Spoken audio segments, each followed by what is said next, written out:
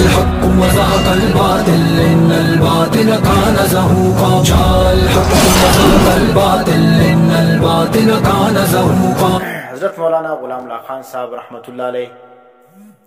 صحیح سنو هغه څه فرمایي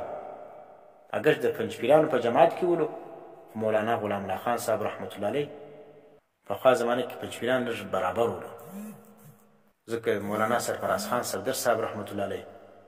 هغه هم د پنځپیرانو په اشاعت التوحید و سنت کې ولو خو وروسته چې کوم دی هغه بیا کار خراب سلو پر حیات النبی په مسله باندې هغه کې چې کار خراب سلو اختلاف رالی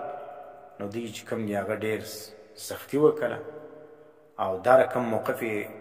اختیار کړي چې هغه د علماء دیوبند د موقف څخه هټ کر ولو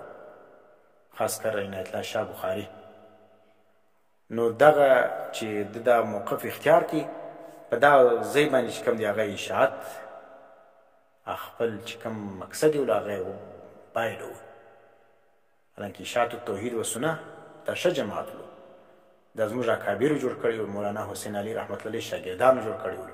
دي غټ غټ علما ولو د هغو کار چې شو چې اشاعت التوحید چې د خلکو عقاید خراب دي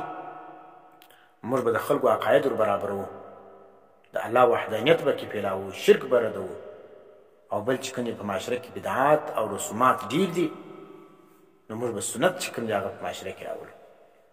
نو دا د مولانا حسین علي رحمت الله علیه پیغام ولو دا دغه د شاګردانو دا میشن ولو پر دا مسله باندې به سره ولاړ پر حیات النبی باندې پر سیمای موتا باندې سیسر دا رقم مسائل باندې چې کوم دی هغه بې ځایه تشدد او غلو چې وسوله الله لا تغلو فی دینکم غلو مه کوئ دا کې چې کوم دی هغه بیا فریقینو دواړو غلو وکړه وینې بعض د حیات دنیوي قایل سلو او بعض چې کوم دی هغه سره د حیات برزخي هم منکر سلو چې په قبر کې نبي لره حیات برزخي هم نه دی حاصل بس خالي روح یې ژوندی دی او دویم طرف ته بعض راولاړ دونه غلي وکړه چې نبی علیه السلام په قبر کې په حیات دنیوي باندې ژوندی دی دا رقم لکه په دنیا کې چې روح پکې موجود ولو وینې نو دا رقم اوس هم په نبی علیه السلام چې کوم دی هغه د دنیا په ژوند باندې ژوندی دی د برزخي انکار یې وکړي نو خلاصه دا ده نبی علیه السلام په خپل قبر مبارک کې په حیات برزخي باندې ژوندی دی موږ نه پوهېږو سیسل برزخي ژوند دغه ته وایي چې په هغه باندې موږ نه پوهېږو په تعلق د روح باندې سیسلو نو دغه چې کوم د دونه قدر عقیده دا لازمه ده او نبی علیه السلام چې کوم دی هغه د نږدې ځای څخه سلام اوري د لیر ځای څخه هم دي هغه فرشتې ورسېږي بس دا دونه قدر ساده مسله وله دا خلکو دومره سره مشکله کله چې په دې باندې هغه مبارک کار چې د اشاعت التوحید و سنت کار ولو هغه پاته سلو اوس چې کوم دی هغه اشاعت التوحید و سنت نوم د چیش دی هغه د دغه شان چې سمای موتا به نه مني او د حیات الانبیا انکار وکړي وینې چې په کومه طریقه باندې عنایت الله شاه بخاري صاحب موقف پیش کړی که هغه قایل ولې ته بیا اشاعت التوحید ملګری یې که نه بیا نه یې نو چې دا ډېر ښه کار ولو خو لیکن دا هم تر دې رسولی چې مولانا غلام الله خان صاحب رحمت الله علیه دا زموږ په اکابرینو کې دا یو مشر دی زموږ سند چې کوم دی هغه هم پر ده باندې تفسیر سند څه زما ده مولانا غلام الله خان صاحب د شاګرد څه ما ویلي یا د هغه د شاګرد څه مې ویلي دي صحیح شولو نو بیا چې کوم دی مولانا غلام الله خان صاحب مولانا حسین علي رحمت الله علیه رشید احمد گنگوهی صاحب از دیوبند ته ورسېده کیسه بس دغه بعد چې کوم دی بیا شاه ولی الله صاحب خاندان سلو صحیح شولو بیا نو زه بیا سند یو دی او دغه کې ذکر شوی دی غلام الله خان صاحب تفسیر څه دی سند ګډ ذکر ته نبی علیه السلام پورې نو د مولانا غلام الله خان صاحب رحمت الله علیه څه فرمایي الله دې د پر قبر باندې رحمتونه وکړي هغه وایي اس آیت میں کفر سے مراد مطلق کافر مراد نہیں ہے هغه په دې آیت کې د کفر سے مراد مطلق کافر نه دی ولی نبی علیہ السلام چې کوم تبلیغ ولو دا په هغه د هغه په ذریعه باندې ډېر کافران چې کوم دی هغه ایمان اړوي نو مطلق کافران نه دي مراد ان الذین کفروا چې بس کافر سلو هغه باندې دعوت اثر نه کوي دا مطلب نه دی د کافر څخه مطلق کافر نه دی مراد چې معنا بس کافر سلو نو سواء علیهم برابر ده پر ده باندې کې ته دعوت ورکړي که نه ورکړي لا یؤمنون نه دا رقم نه دی مطلق کافران نه دي مراد دې څخه ځکه د نبی علیه اسلام په دعوت باندې ډېرو کافرانو په زرهاو کافرانو چې کوم دی هغه ایمان راوړی ولو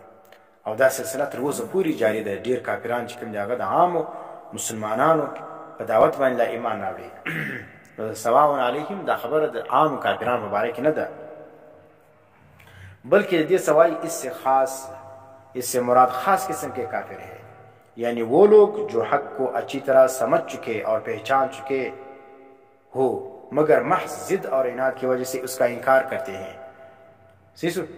وای د دې سره مراد یو خاص قسم کافران مراد دي چې هغه څه ولو د ضد او د عناد پر بنیاد باندې د حق د دې پېژندلی ولو، لیکن د ضد او د عناد د وجې څه کول انکار یې کوي.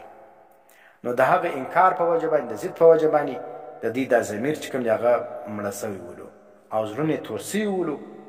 سیسو نو په دې وجه باندې پر دې باندې د نصیحت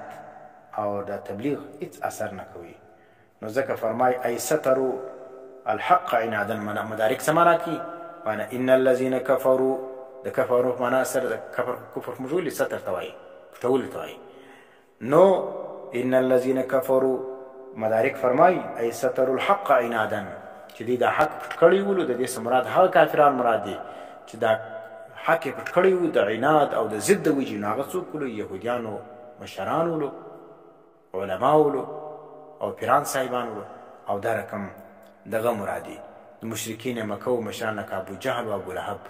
دغه مشران مرادي چې شور معلومېدل چې دا د الله نبي دی، لیکن دغه باوجود یې نه مني. او بیا ذکر کوي مولانا غلام الله خان صاحب رحمت الله و مشرکین مکه میں ابو جهل، ابو لهب، ولید ابن مغیره وغیره، دغه کافران مرادي. اور د یهودو بعض علما او مشران مثال لکه حی ابن اخطب، کعب ابن اشرف وغیرہ اس قسم کے کافر تھے. دا قسم کافران مراد دي. ځکه جلالین چې منع کړی هغه ابي جهل و ابي لهب او بیا ونحوهما کې څوک مراد دي؟ دا د یهودیانو علماو ته اشاره لکه کعب ابن اشرف او حی ابن اخطب او دا رقم فرعونیان. دا ګرد بیا چې کوم کافران دي دا ګرد مراد دي.